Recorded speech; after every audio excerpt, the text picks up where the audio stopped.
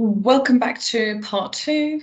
This is the second part of supporting children who present with anxiety. It's a webinar and a workshop for parents and carers. So the aims and objectives which we covered in the first session were exploring anxiety in children, looking at the factors that lead to the development of anxiety. And in this part two, we're going to try to understand the factors that lead to the maintenance of anxiety, so what's kind of keeping it going, and support you to find practical strategies in managing that anxiety and building confidence of your child. So let's now look at what keeps anxiety going and some of the common maintenance cycles. So common maintenance cycles in childhood anxiety include things that children do to protect themselves and things that other people do to try to help and protect them. So we're thinking about two parts here. So the things that children do are often in the vicious cycle of thoughts, feelings, and behaviors, which we looked at earlier. So the thoughts, if we think about a child who's anxious about presenting in front of their whole class, for example, will think that if they go to school and make a mistake during a presentation, people will laugh at them. If this happens, they will be unable to cope with this situation. So they may worry about the physical sensations, the feelings. And so some of these sensations could be tightening of the muscles, dry throat, a fast beating heart. And lastly, they may avoid school altogether to prevent all of these from happening, which we covered also in part one. So these are called the safety-seeking behaviors and escaping from situations. This will then not give the child or the young person the opportunity to test their fears. It's very similar to getting on the bus example. And what happens is this then keeps that vicious cycle of anxiety going.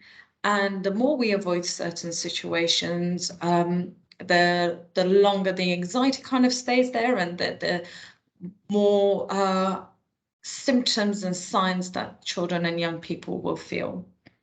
There are also the things that others can do, which will keep the child's anxiety going.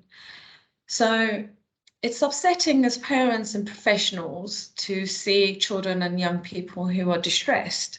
And it's a natural instinct to want to protect and shield them from those kind of dangers and from distress in some way. A less anxious child may not respond to our attempts to reassure them and keep them from harm. However, a more anxious child, as we've said, will be highly attuned to this. They may learn from how we react to situations, and they may attempt to rescue, and that we may attempt to rescue them from those situations. So when we speak about the things that other people do and the modeling and rescuing, this doesn't just have to be parents and caregivers. It could be any sort of carers, babysitters, parents, teachers, siblings, and other relatives, maybe grandparents who are taking care of the children, aunts, uncles. And these can inadvertently keep fears and worries going. So what I'm going to do is play you a video. So as parents, carers, and professionals, we're designed to protect our children. So it's a natural instinct, as we spoke about in the previous slide. It is our job, it's our duty.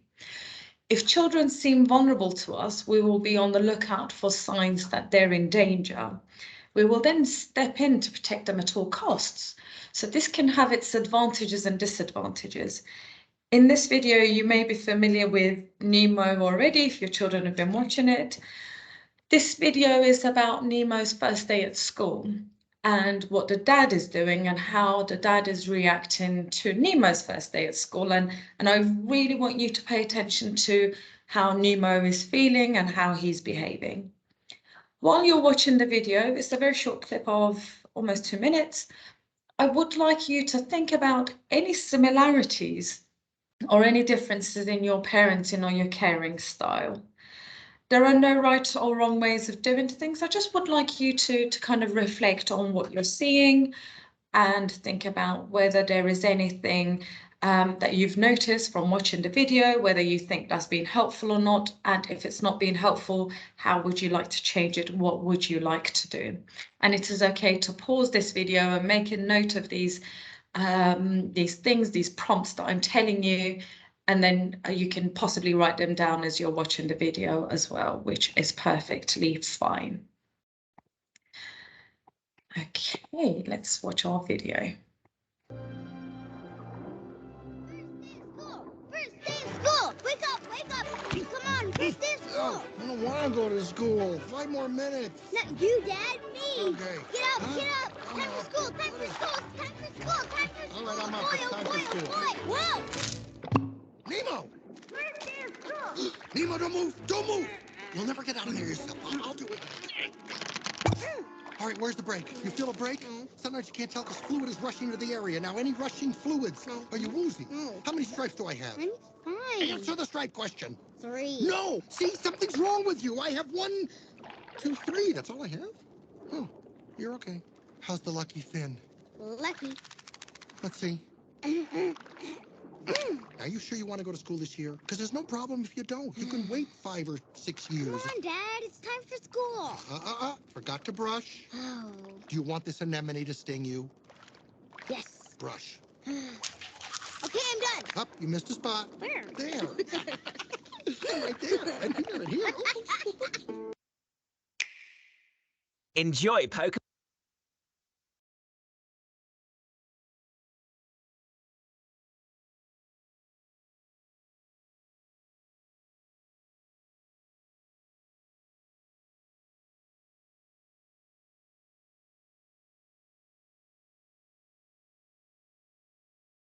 Hi again. I hope that you found that helpful to watch and to be able to reflect on. It may be that actually you are not the parent who's kind of presenting in an anxious way. It may be someone else, and it's okay to share this video with that person who's also caring for your child and share some of these strategies. So now I have spoken extensively about what anxiety is, how it can develop and what can keep it going. Now I will talk about some of the strategies you can apply to help your child's anxiety and to reduce it. You may already be doing some of these, or some may not work for your child at all. So you've tried it, it doesn't work, and that's okay. It is important, however, to try these out enough times before deciding that they do not work, as it can take some time to kind of get into the habit of doing things. If one doesn't work, it's okay to move on to the next one. You can try 2 or 3 at the same time, so you can give your child this option or options to kind of select from when they feel anxious and they need to regulate, thinking back with the habituation curve, and let them choose. So that will kind of give them that autonomy as well.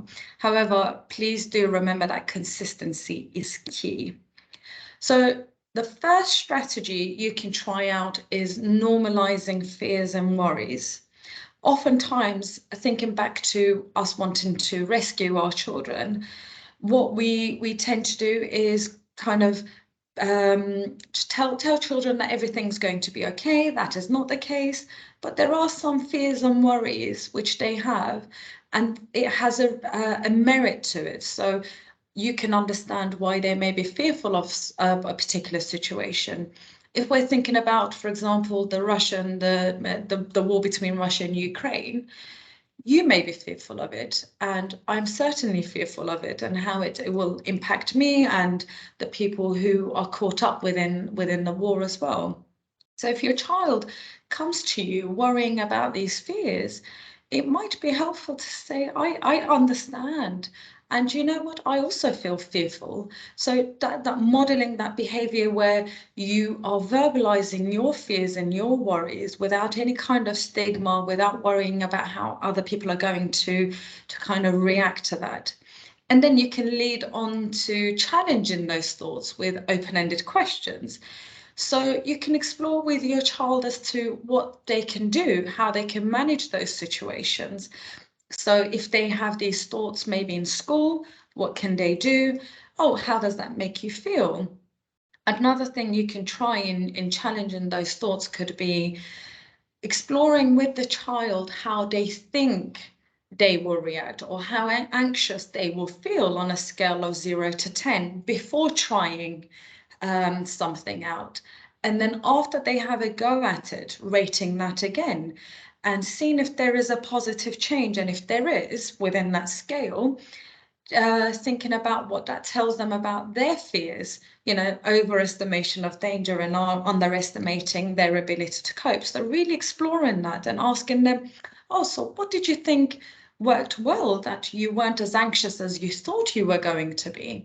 So having those open-ended questions and conversations, encouraging independence and reward for behavior, brave behavior. So we know that with some children, so this could be the case with children with special needs and other children who are presenting with anxiety. So really allowing children to have those opportunities to feel a bit more independent, to have a bit more autonomy in having a go at those situations and experimenting, and possibly setting themselves a reward with your help, of course, an inexpensive reward for even trying. So the aim is not here to be successful, but we may want to reward the effort that they're putting into overcoming that fear. So we can also apply some relaxation strategies when they're really feeling anxious and they get all those physical sensations that come with feeling anxious and worried, and those thoughts, what they can do in order to distract themselves from those thoughts to break that cycle. So mindfulness, positive imagery, worry time, exercise, and I will go into some of those relaxation strategies in the upcoming slides.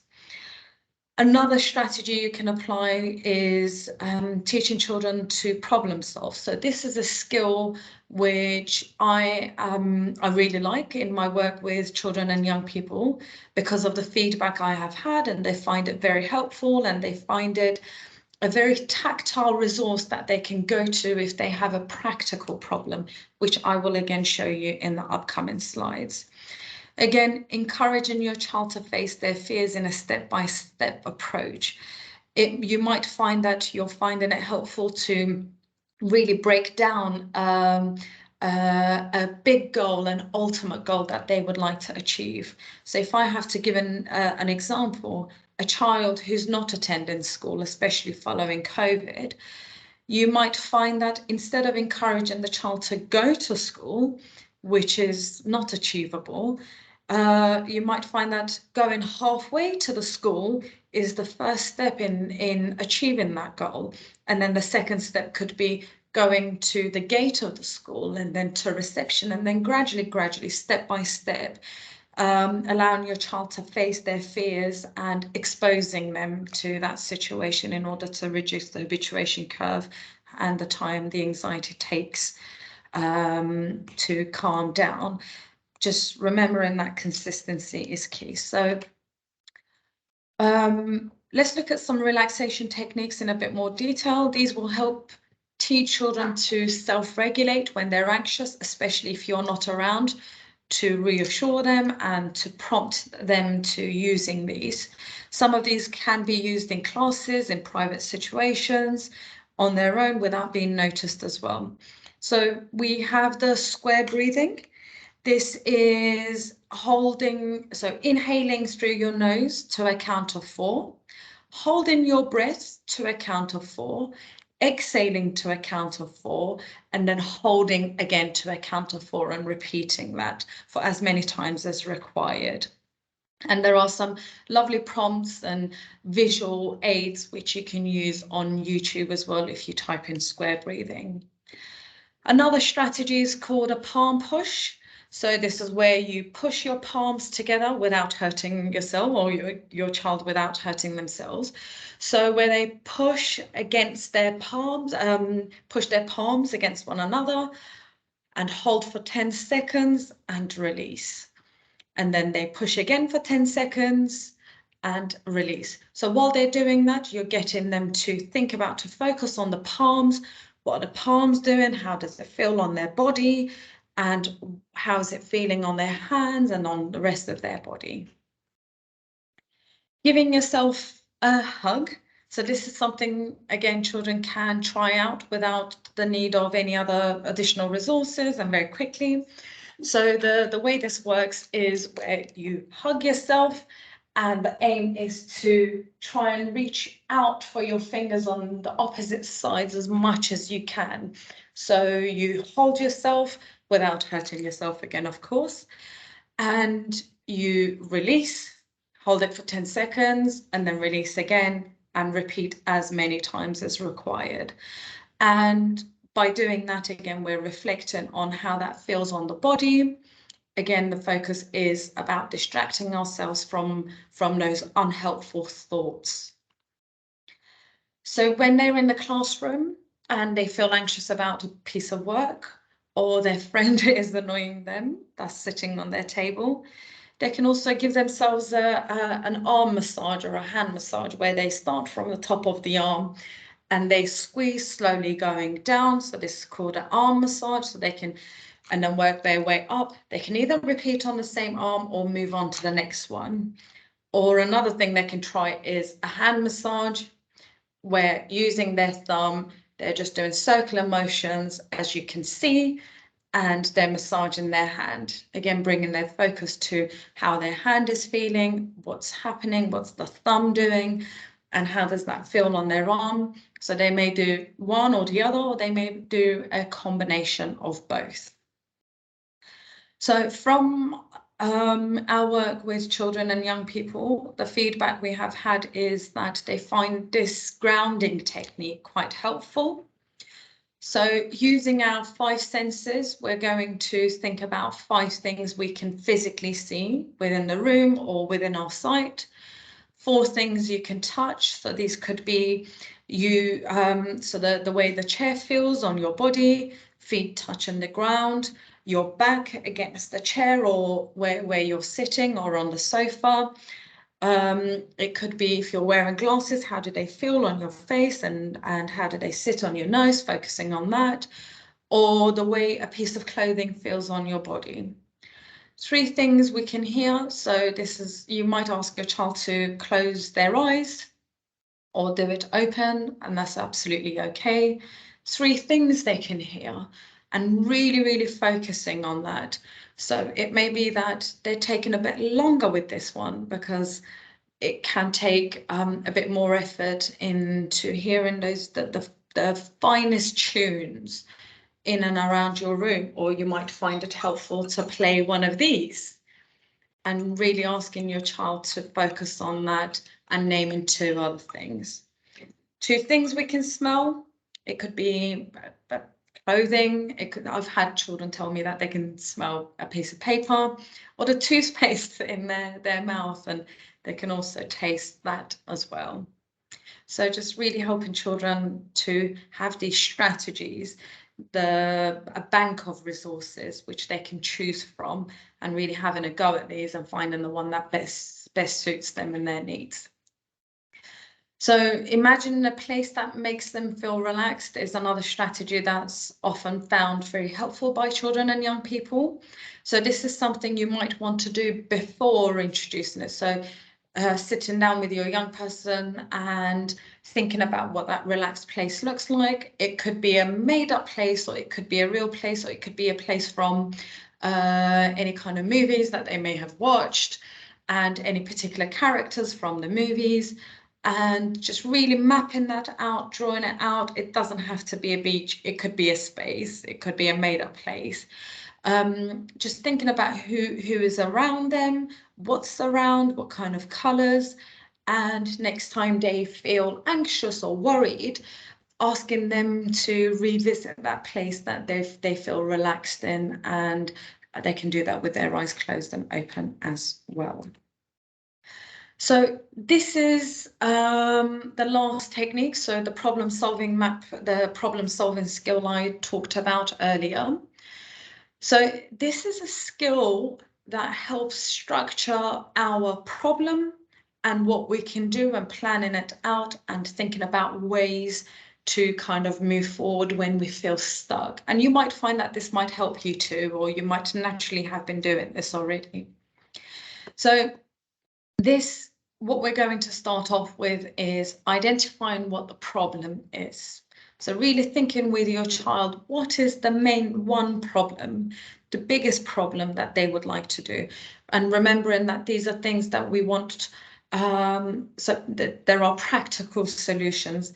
If they're talking about, for example, the war in Ukraine, can they really do anything about that? Is that a practical problem, or is that more of a worry? So really focusing on those practical things that they can do something about, such as worrying about a piece of homework that they have not completed because they don't understand. So this is where we will think about solution number 1, solution number 2, and solution number 3. And it's okay to continue.